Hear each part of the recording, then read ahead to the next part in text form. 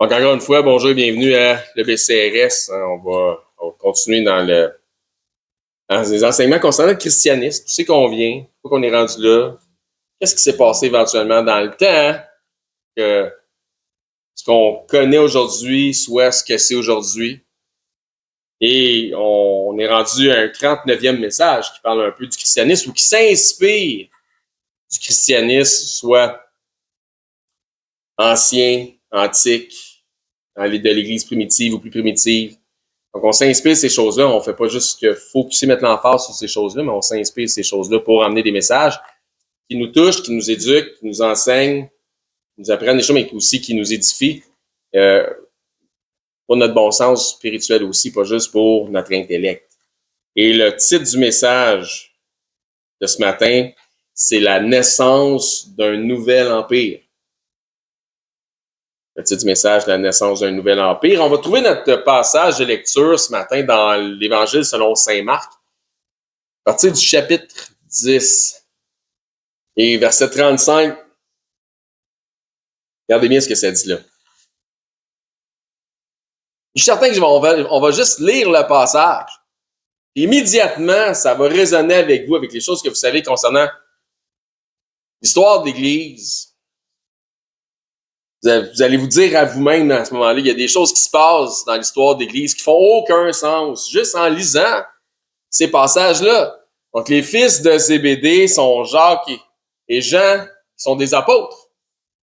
Ils s'approchèrent de Jésus et lui dirent, « Maître, nous voudrions que tu fasses pour nous ce que nous te demanderons. » Il leur dit, « Que voulez-vous que je fasse pour vous? Qu'est-ce que je peux faire pour vous autres? »« Accorde-nous, lui dirent-ils, d'être l'un assis à ta droite et l'autre à ta gauche. On veut être comme tes buddies bien proches. Quand tu seras dans ta gloire. » Jésus leur répondit, vous ne savez ce que vous demandez. Tu ne sais pas ce que tu demandes. Tu ne connais pas l'ampleur de ce que tu es en train de demander. Pouvez-vous boire la coupe que je dois boire ou être baptisé du baptême dont je dois être baptisé? Nous le pouvons, le dirent-ils. Jésus leur répondit, il est vrai que vous boirez la coupe que je dois boire et que vous serez baptisé du baptême dont je dois être baptisé. Mais pour ce qui est d'être assis à ma droite ou à ma gauche, cela ne dépend pas de moi. Il ne sera donné qu'à ceux à qui cela est réservé. Les 10 autres apôtres, ayant entendu cela, commencèrent à s'indigner contre Jacques et Jean.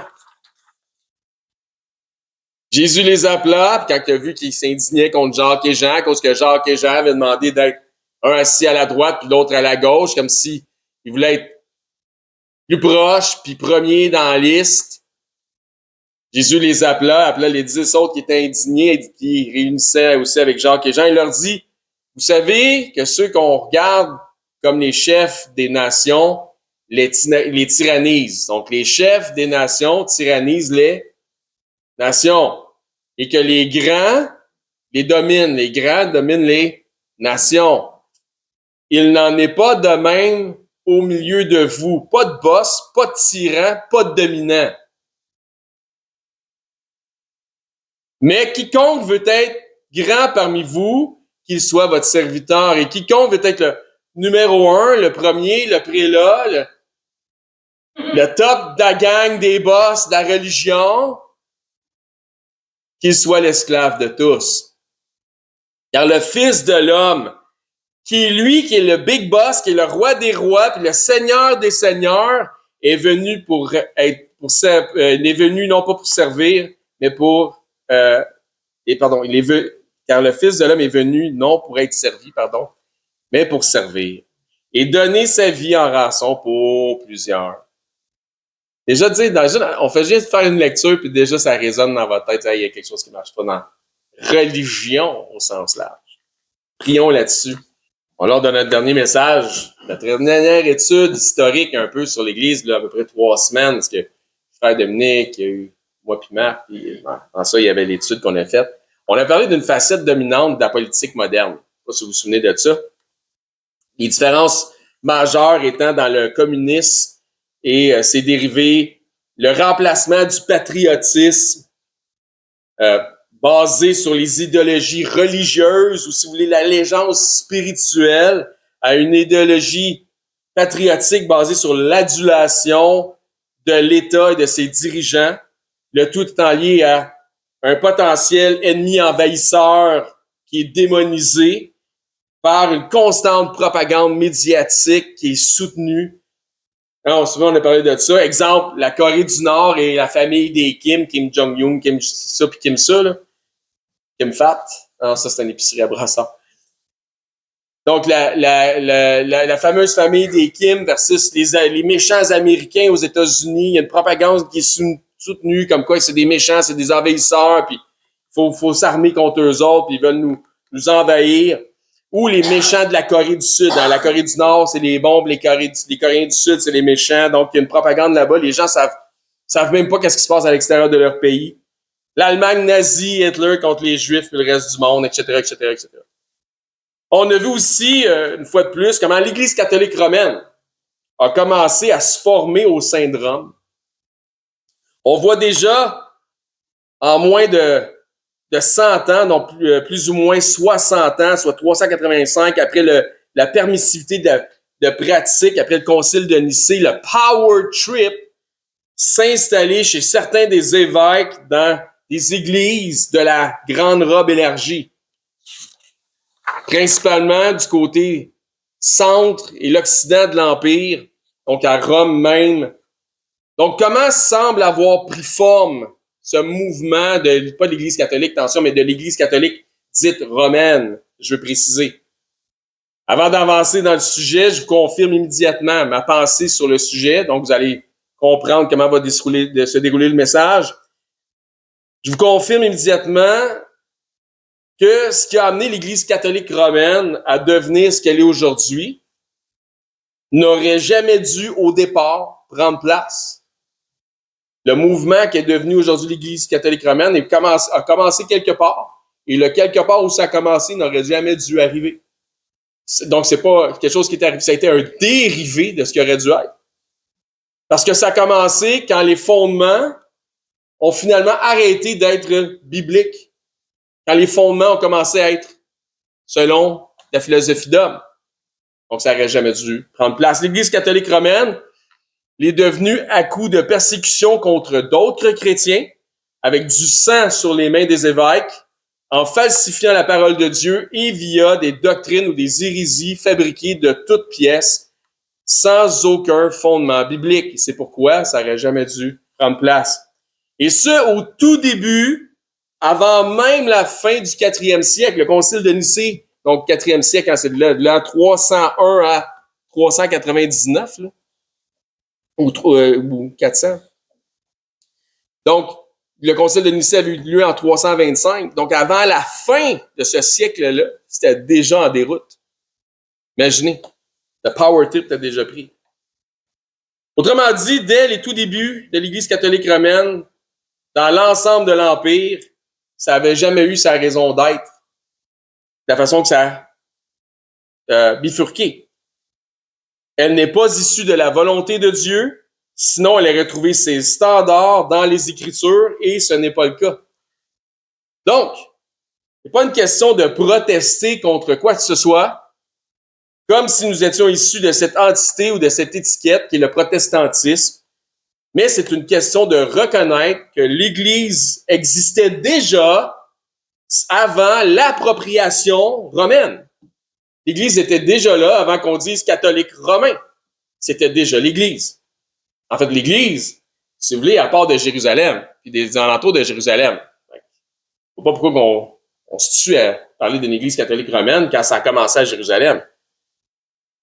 Ça faisait déjà 400 ans que l'Église existait, qu'elle était déjà catholique, sans être catholique romaine. Ça va? Ouais. Nous ne protestons pas contre qui ou quoi que ce soit, mais tels les exemples laissés par les saints prophètes, incluant Jean le Baptiste, notre Seigneur Jésus-Christ lui-même et ses apôtres, tels que ceux-ci, nous dénonçons et condamnons les œuvres qui sont mauvaises. C'est pas un bien cuit que je suis en train de faire, là, ça je veux dire. Mais on dénonce qu'est-ce qui marche pas et qu'est-ce qui est pas correct. Donc, je proteste pas. je dénonce. Vous comprenez la différence? Nous ne protestons pas, nous n'avons tout simplement pas d'association, car nous n'avons aucune considération pour l'autorité qu'elle se réclame. C'est ma position. Puisque cette supposée autorité de l'Église catholique romaine vient d'une supercherie, d'une usurpation et d'une autoproclamation qui ne s'accorde pas avec la volonté qui est proclamée par Dieu dans les Écritures. Encore une fois, ce qui aujourd'hui est la représentation de l'Église catholique romaine, dans ses modus operandi, dans ses dogmes, etc., n'aurait jamais dû être, n'aurait jamais dû devenir tel quel. Un coup que le pouvoir est rentré, ben ils l'ont jamais laissé partir. C'est ça qui s'est passé. On va voir ça aujourd'hui, historiquement, bibliquement. On va voir vraiment qu'est-ce que l'histoire nous dit, qu'est-ce que la Bible en pense, qu'est-ce que le Seigneur en pense. Les dernières fonctions impériales liées à la religion chrétienne, donc fonctions impériales des empereurs, liées à la religion chrétienne de l'empereur Théodose Ier, ont été d'organiser le deuxième concile œcuménique, le premier étant celui de Nicée en 325, et il l'a organisé à Constantinople, donc la nouveau siège social politique de Rome, en 381. Le but était de réitérer la résultante du premier concile œcuménique à Nicée en 325 et de finalement tasser une fois pour toutes de côté tout ce qui avait rapport à l'arianisme. On avait déjà un peu parlé de ça. C'est un petit rappel que je vous fais. Dans ses dernières actions politico-religieuses, il a aussi remplacé l'évêque arien qui était à Constantinople, qui s'appelait Démophile, par l'évêque nicéen, donc les arianistes contre le nicénisme.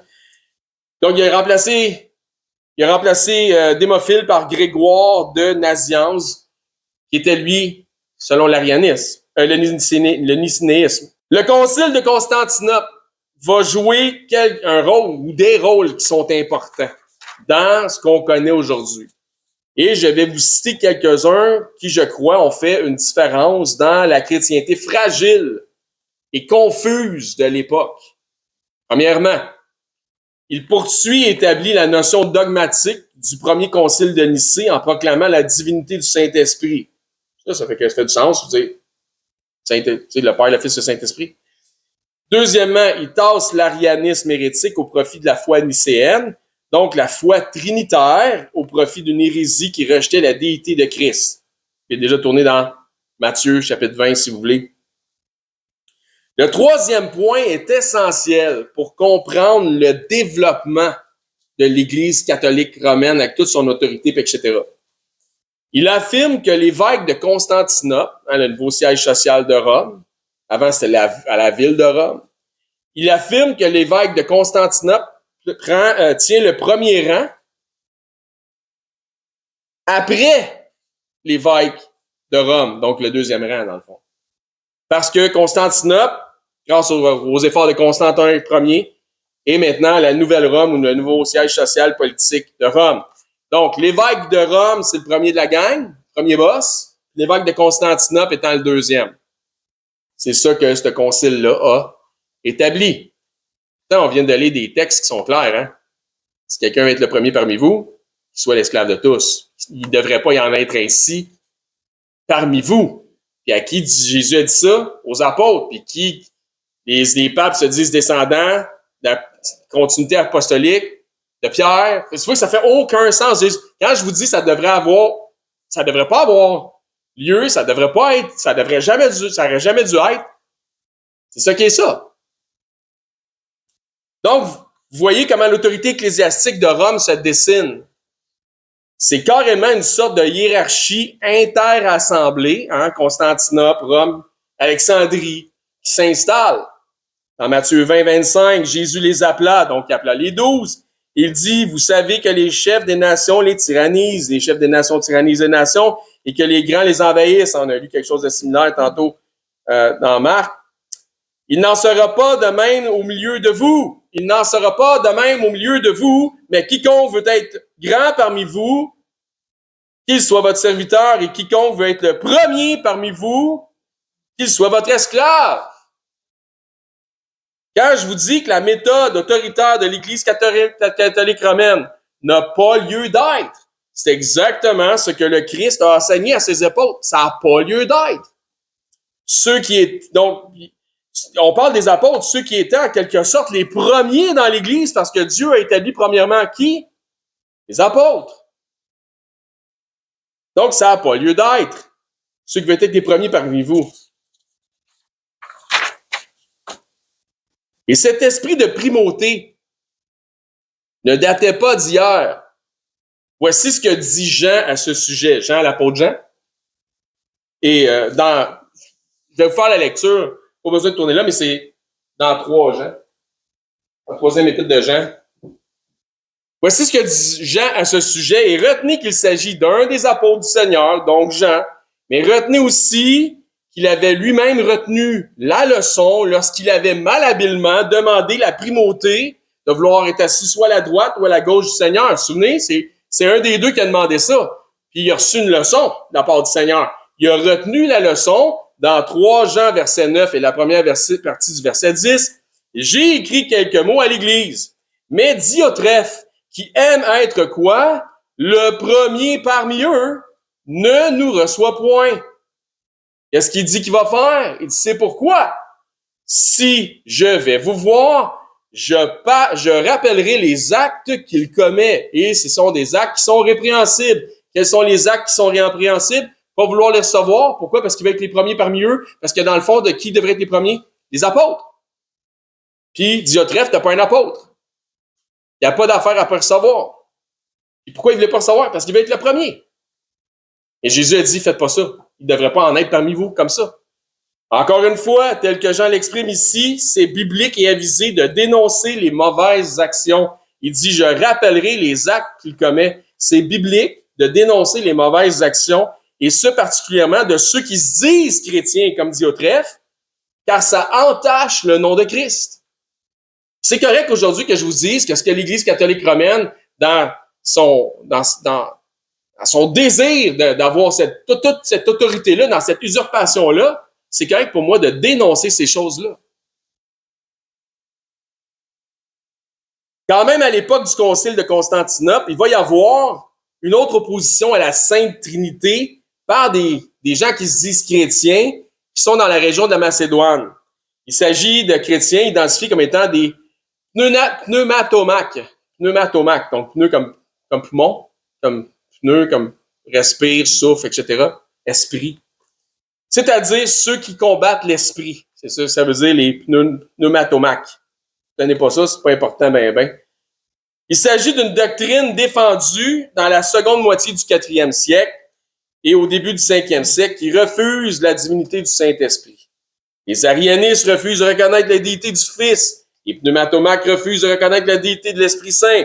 Ainsi, les deux clans refusent la réalité trinitaire et les conclusions des conciles de Nicée, soit qui parlait de le Fils étant comme Dieu, et de celui de Constantinople qui disait oui, le Fils est Dieu, c'est accepté, mais aussi l'Esprit est Dieu. Donc, le Père, le Fils, le Saint-Esprit sont Dieu. Donc, je crois que c'était normal à l'époque. C'était correct, là. Je veux dire, faut faire la différence entre ce qui est correct et ce qui ne l'est pas. À un moment donné, ce qui est correct peut devenir pas correct. Si c'est poussé à l'extrême, on va en parler. Mais je crois que c'était normal à l'époque, suite à toutes les persécutions qu'il y avait eu de Rome contre le christianisme, à l'isolement des chrétiens un peu partout, à travers l'ensemble de l'Empire de Rome, que ce soit Orient, Occident, Nord, Sud, peu importe, l'Égypte, peu importe. C'est normal qu'il y avait des gens qui étaient isolés puis qui avaient des connaissances, mais qui étaient limitées. C'était normal de faire des rencontres après que tout ça soit terminé, que les persécutions soient terminées. Il semble que c'est normal qu'ils se fassent des rencontres pour savoir qui croit quoi, pour arriver à des partages, des conclusions bibliques et spirituelles pour que tout le monde puisse grandir ensemble. Je pense que c'était une bonne affaire. C'est tourné dans Acte 18.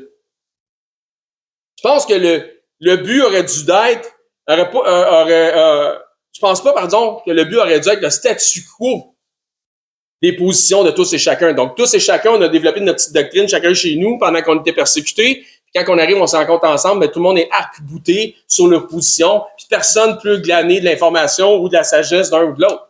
Non, je pense que d'une façon commune, il aurait dû glaner de l'information de chacun, tous et chacun, grandir ensemble, croître ensemble, comprendre, dire, j'avais pas analysé ça de même, tu sais, quelque chose. Comprenez ce que je veux dire? Je crois que les chrétiens, dans une humilité de cœur, auraient dû reconnaître que c'était possible qu'il y ait un manque de connaissances bibliques et que leur conclusion soit erronée. Dans Acte 18, au verset 24, un Juif nommé Apollos, un génie, un gars super brillant, originaire d'Alexandrie, homme éloquent et versé dans les Écritures, donc il connaissait sa Bible, vint à Éphèse. Il était instruit dans la voie du Seigneur et fervent d'esprit. Il annonçait, il enseignait avec exactitude ce qui concerne Jésus, bien qu'il ne connu que le baptême de Jean. Il manquait quelque chose dans sa connaissance pour parfaire sa connaissance à ce gars-là qui connaissait les Écritures, enseignait le Seigneur Jésus, était fervent dans ses il était dans l'exactitude des Écritures. Mais il manquait quand même quelque chose. Il se mit à parler librement dans la synagogue, Aquilas et Priscille, qui les autres vont l'enseigner, l'ayant entendu, le prirent avec eux et lui exposèrent plus exactement la voie de Dieu. Les différents enseignants de l'époque auraient dû avoir le même esprit humble et enseignable que l'éloquent Apollos. Dans le sens où tu as certaines connaissances, fine. Mais ça ne veut pas dire que tu sais tout. Moi, je ne sais pas tout. Moi, j'apprends encore. Les prêcheurs doivent demeurer, et ça m'inclut, les prêcheurs doivent demeurer ouverts et avoir éventuellement par le Seigneur leur perspective challengée. Le Seigneur devrait être encore capable de m'arriver avec des choses, puis de me challenger mes perspectives, puis là, je dis, attends, mais là, je vais réfléchir là-dessus, puis je devrais aller prendre les Écritures puis vérifier si le challenge que j'ai reçu concorde ou ne concorde pas. Puis, avoir une conclusion. Donc, les anciens ne devraient pas être des parvenus qui refusent d'apprendre encore. Au contraire, les enseignants devraient être ouverts à apprendre encore et encore, davantage, et avoir l'intelligence pour pouvoir analyser leur nouvel apprentissage en vertu de ce qui est écrit dans la Bible. On devrait continuer à faire nos devoirs. Mais ça a l'air qu'au 4e et au 5e siècle, c'était pas l'ensemble des enseignants qui avaient l'humilité d'un Apollos. Donc, comment est née l'Église catholique romaine? Comment c'est arrivé tout ça? Il y a un moment, il y a un point. Il est arrivé un moment ou une situation, un événement. Premièrement, souvenons-nous, tel que déjà enseigné dans plusieurs séries, dans la série, il y a plusieurs temps, concernant les pères de l'Église, que le premier à qualifier par écrit historiquement l'Église comme étant catholique est Ignace ou Saint Ignace d'Antioche, au début du 2e siècle, à l'an 107, sur le chemin de son exécution comme étant un martyr. Il avait écrit une lettre sur son chemin d'exécution, il dit l'Église est catholique. Et c'est là que, historiquement, on a pour la première fois le terme catholique enregistré, écrit par Saint Ignace d'Antioche. Encore une fois, je répète, il a écrit ça pendant qu'il s'en allait mourir comme martyr. Où ça? À Rome. OK? Nous sommes à l'époque, donc en 107. On est à l'époque d'1 ou 2 générations après les apôtres. Le terme catholique utilisé par Saint Ignace, qui allait vers sa mort en tant que martyr pour la cause de Christ à Rome, sous la politique de Rome, ne réfère pas à un système de religion organisée, là, quand il utilise le terme catholique. C'est pas dans son esprit, c'est pas ça qu'il veut dire, c'est pas de ça qu'il parle, ça n'a rien à voir avec le contexte d'un système d'organisation, de religion organisée, quand il utilise le terme catholique. Mais il veut bien et bien dire, il parle de l'ensemble des croyants qui se disent de Christ. C'est juste de ça qu'il veut parler. Il parle pas de d'autres choses. Il n'y a pas d'autre chose dans son esprit. Il est humble. Il s'en va mourir.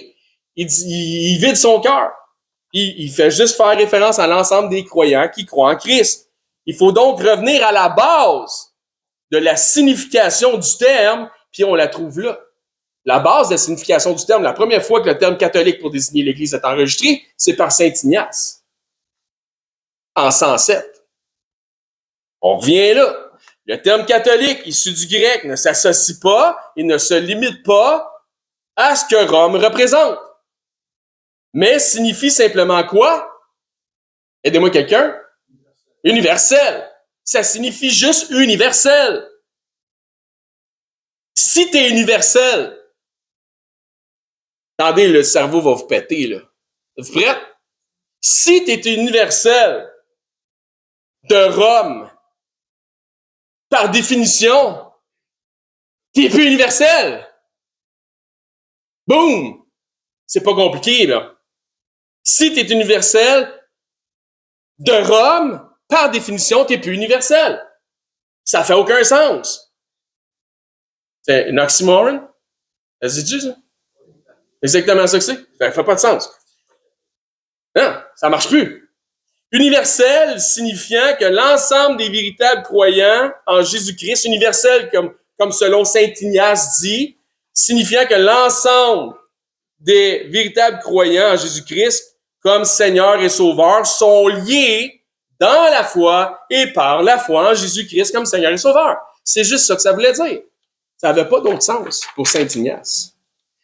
Le terme étant avec raison accepté, il sera retenu pour identifier l'appropriation religieuse de l'Église catholique romaine. Encore aujourd'hui, les catholiques romains vont citer saint Ignace afin de prouver que la première Église était catholique.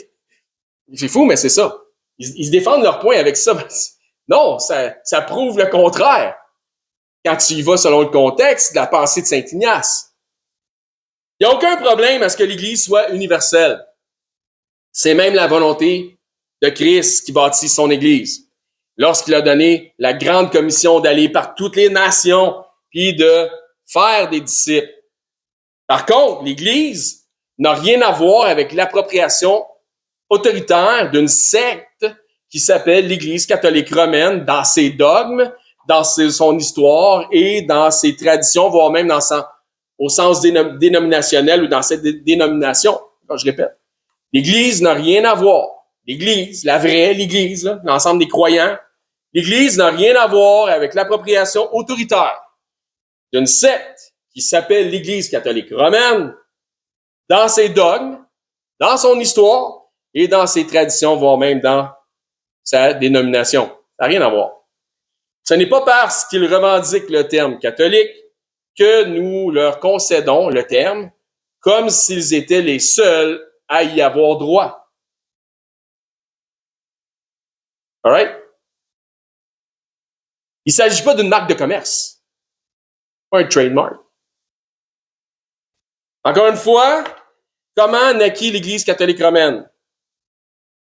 Après le concile de Constantinople, la doctrine trinitaire nicéenne est la croyance populaire et en celle la plus en force dans l'ensemble de Rome. C'est la doctrine trinitaire. Il s'agira de la doctrine réunissant le plus de croyants dans l'Occident, dans l'Orient de Rome, partout à Rome.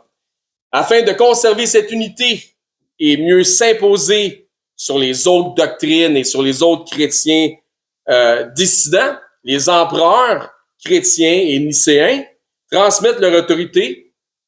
Ils transmettent leur autorité et leur support politique aux évêques les plus influents de l'Empire. Pour garder l'unité, les empereurs romains vont transmettre leur autorité aux évêques les plus influents de l'Empire. Seulement, comment c'est venu au monde, l'Église catholique romaine, avec cette autorité-là? C'est là que ça prend une tournure.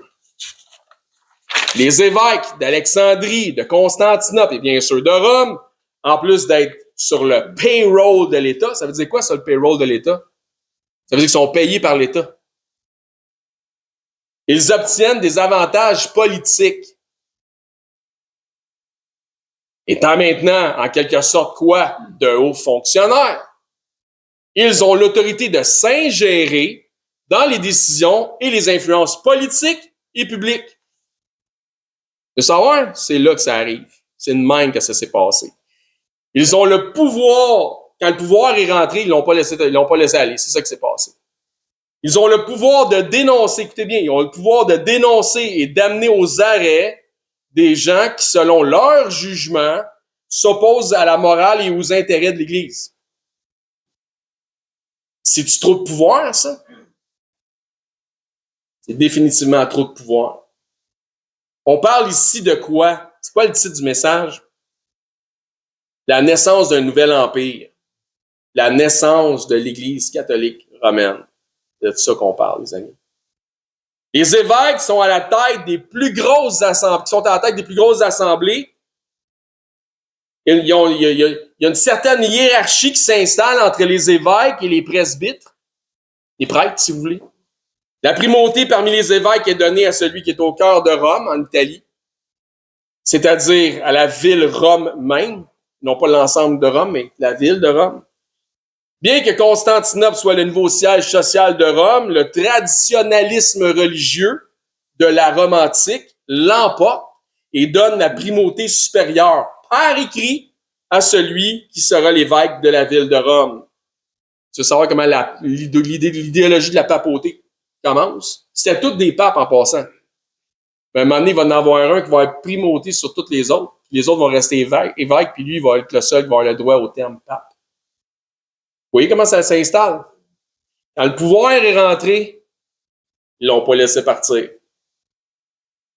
Et on va voir aussi comment ça a participé à la déchéance de Rome, à la chute de l'Empire romain. Toute cette histoire-là. On va voir ça dans l'histoire. Vous allez voir, ça va être intéressant. On assiste alors à la romanisation du christianisme. Quand les Romains envahissaient certaines villes, cités, peuples, ils devenaient des conquérants, les autres étaient des conquis. Un peu, ils romanisaient tout ça. Donc, la culture, le langage, tous ces trucs-là, ils prenaient ces gars-là, ils les mettaient dans l'armée. Fait qu'ils romanisaient les peuples. Donc, on assiste à la romanisation du christianisme. Ils prennent la religion, on va la romaniser. Donc, la romanisation est un concept qui désigne un processus d'acculturation et ou d'assimilation par l'adoption de la langue latine, de la culture romaine, etc., etc. On va ainsi passer du grec vers le latin. Si la Bible a tout été écrit en grec, tout le Nouveau Testament c'est écrit en grec, comment ça d'abord que dans les églises catholiques romaines, aujourd'hui, tu vas avoir encore des messes en latin? C'est sorti d'où, ça? La romanisation du christianisme. Il y a donc le siège social politique de Rome qui, par Constantin Ier, a été déplacé à Constantinople, de Rome vers Constantinople, et le siège épiscopal de ce qu'on appelle le prélat, donc le haut dignitaire ecclésiastique, le boss des boss, qui va être le boss par-dessus les autres boss. C'est l'affaire que Jésus a dit de pas faire, là. Ouais, ça. Qui demeurera, lui, dans la ville de Rome. Dès lors, l'hérésie de la succession apostolique de l'apôtre Pierre fait surface, comme si Pierre était le chef des apôtres. Et une propagande soutenue affirme que la ville de Rome est le siège apostolique. C'est comme c'est Pierre qui aurait commencé la première église à Rome. Tu l'as pas dans la Bible, puis deux, tu l'as même pas dans l'histoire, cette histoire. Ça n'a pas de sens. On continue. En tout cas, il y a des histoires écrites pour les enfants, là. Des affaires de prince charmant, princesse, puis après, c'est une grenouille, elle va devenir un prince. Pas vrai, là. C'est des histoires, pas obligé d'y croire, mais c'est la même affaire. Une histoire qui n'est pas vraie, on y croit pareil. Encore une fois, nous avons vu dans notre texte d'ouverture que Christ ne semble pas avoir élevé un apôtre au-delà des autres apôtres. Vrai ou vrai? Est-ce qu'il y a un argument biblique pour contredire ce que je viens de dire? Est-ce que Jésus-Christ aurait élevé un apôtre au-dessus des autres apôtres? Est-ce que Pierre serait le boss des autres apôtres? Est-ce que c'est arrivé ça quelque part? Même Pierre craignait Jacques. On voit ça dans les Écritures. Il était intimidé par Jacques. S'il y en avait un qui avait peut-être été boss, ça aurait peut-être été Jacques, mais il n'y en a pas un qui était boss des autres. C'est pas comme ça que Dieu établit son Église. Quiconque s'abaissera sera élevé. Quiconque voudra être le premier parmi vous, qu'il soit l'esclave de tous. C'est ça, la pensée de Christ. Il est cru et promulgué à l'époque que la religion chrétienne est celle que le divin apôtre Pierre a transmis aux Romains. Et, encore une fois, une belle histoire pour endormir les enfants. Il est cru et promulgué à l'époque que la religion chrétienne est celle que le divin apôtre Pierre a transmise aux Romains. Il n'y a aucun fait historique là-dessus en passant. En réalité, autant historiquement que bibliquement, il semble que l'apôtre Paul soit, des deux apôtres, celui qui a eu le plus d'influence et de temps investi dans l'ensemble de Rome, à Rome même et dans l'ensemble de Rome, que Pierre. Ça, c'est biblique, ça, c'est historique. Paul était romain. Il avait la citoyenneté romaine. Pierre ne l'avait pas. Paul avait la citoyenneté romaine, ce qui lui permettait d'aller partout. Et il avait définitivement davantage de facilité à circuler dans les 4 coins de l'Empire pour prêcher l'Évangile. Pas Pierre, Paul avait ça. Voici ce que Paul dit dans Galates 2, verset 6. « Ceux qui sont les plus considérés, quels qu'ils aient été jadis. » Excusez-moi, je fais la lecture. « Cela ne m'importe pas. » Paul dit ça. Peu importe les autres apôtres, il n'y en a pas un qui est plus élevé que les autres et ça me fait rien. Ça change aucun changement pour moi, aucune différence. Je vois pas un des apôtres comme étant un des boss. C'est ça que Paul dit. Dieu ne fait point exception de personne, qu'il soit apôtre ou pas. Ceux qui sont les plus considérés ne m'imposèrent rien. Dieu ne fait pas exception de personne. Verset 7, au contraire, voyant que l'Évangile m'avait été confié pour les incirconcis, comme ceux de l'Empire de Rome, ceux des nations, comme à Pierre pour les circoncis, donc pour ceux des Hébreux. Verset 8. Car celui qui a fait de Pierre l'apôtre des circoncis a aussi fait de moi l'apôtre des païens. Donc, qui des deux apôtres, bibliquement parlant, devrait avoir, eux, le plus d'influence sur l'ensemble des Romains? Paul! Ben oui, c'est sûr. Verset 9. Et ayant reconnu la grâce qui m'avait été accordée, Jacques, Céphas, ça c'est Pierre, et Jean, qui sont regardés comme des colonnes, me donnèrent à moi et à Barnabas la main d'association afin que nous allassions vers les païens, ça, Paul, Barnabas, et eux, Jean et Céphas et Jacques, vers les circoncis, ceux des Hébreux. Qui a eu le plus d'influence à travers Rome? Paul, Barnabas. L'apôtre Paul, pas l'apôtre Pierre. Qu'est-ce que c'est ça, cette histoire-là? Bibliquement parlant, s'il y avait un nom à retenir comme étant celui qui a majoritairement propagé la foi par la prédication de l'Évangile dans Rome, c'est définitivement celui de Paul et non pas celui de Pierre. Mais, ce qui intéressait les évêques de l'époque, là, au début du 5e siècle, c'était quoi? C'était l'autorité ecclésiastique, le pouvoir religieux et le pouvoir politique. Quand ça t'intéresse, ça prend une façon de l'avoir. Après ça prend une façon de le garder. Le pouvoir. Basé sur Matthieu, chapitre 16, verset 18, il dit, « Et moi, je te dis que ils ont basé leur dogme là-dessus. Et moi, je te dis, Jésus parle à Pierre, parle aussi aux autres qui sont là. Il s'adresse particulièrement à Pierre, parce que Pierre vient de dire quelque chose, donc il répond à ça. Et moi, je te dis, tu connais ces passages, et moi, je te dis que tu es Pierre. Et sur cette pierre, je bâtirai mon église, et que les portes du séjour des morts ne prévaudront point contre elle, contre l'église. Et je te donnerai les clés du royaume des cieux. C'est drôle. Que ce que tu liras sur la terre sera lié dans les cieux, et ce que tu délieras sur la terre sera délié dans les cieux. D'aucune manière, ici, Jésus confirme que les clés du royaume liées à l'Église, parce que les portes d'Église, là, il dit l'Église, les portes d'enfer ne prévaudront pas contre elle. D'aucune manière, ici, Jésus confirme que les clés du royaume qui sont liées à l'Église sont exclusifs à Pierre. Il n'a pas dit, je vais te donner à toi, je ne les donnerai pas aux autres. Il a dit, je vais te donner à toi. Je vais te donner. Il a-tu dit, je ne les donnerai pas aux autres? OK. Levez donc la main si vous avez une clé de l'Église, du bâtiment ici. Ben voyons donc. C'est quelque chose, hein? Si t'as une clé du bâtiment, hein? Toi aussi, une clé du bâtiment. Une clé du bâtiment. Spécial. Ouais. Bon, on va y penser. D'aucune manière, encore une fois, Jésus confirme que les clés du royaume sont exclusives à Pierre, mais plutôt que basées sur la profession de foi que Pierre vient de faire, les clés du royaume lui seront données. C'est ce qu'il dit. Jésus a peut-être des doubles des clés. Pourquoi? Parce qu'on a des doubles. Pour ça. Et pour les mêmes raisons, les autres apôtres ont bénéficié des clés du royaume liées à l'Église. Pour les mêmes raisons, parce qu'ils avaient la même foi. Ce n'est pas une question de continuité apostolique, de successeur de Pierre, qui fait en sorte que quelqu'un possède les clés. Je répète, ce n'est pas une question de continuité apostolique, comme étant le successeur de Pierre, qui fait en sorte que quelqu'un possède les clés du royaume. Tous ceux qui annoncent par la foi, comme Pierre l'a fait, que Jésus est le Christ, le Messie, le Fils du Dieu vivant, montrent que les portes du royaume de Dieu sont grandes ouvertes. Tous ceux qui annoncent par leur foi en Jésus-Christ que Jésus-Christ est le Messie, qu'il est le Fils du Dieu vivant, montrent que les portes du royaume sont grandes ouvertes. Ça va plus loin que ça, puisqu'on peut lier ce passage à une responsabilité ecclésiastique.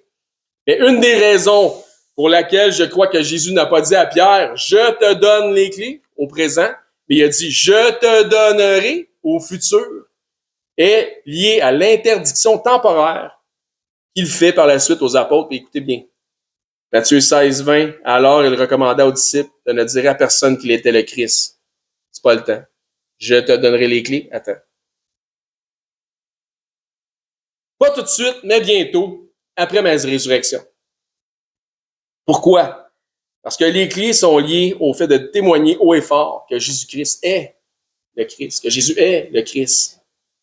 C'est ça, c'est lié à ça, puis il a dit, pour l'instant, dites-le pas.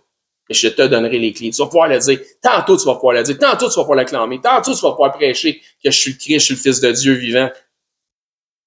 Conclusion de notre message de ce matin, les amis. Vous devriez, là, si vous n'avez pas dormi parce qu'il faisait trop chaud, vous devriez mieux comprendre aujourd'hui que l'Église catholique romaine n'a pas toujours été.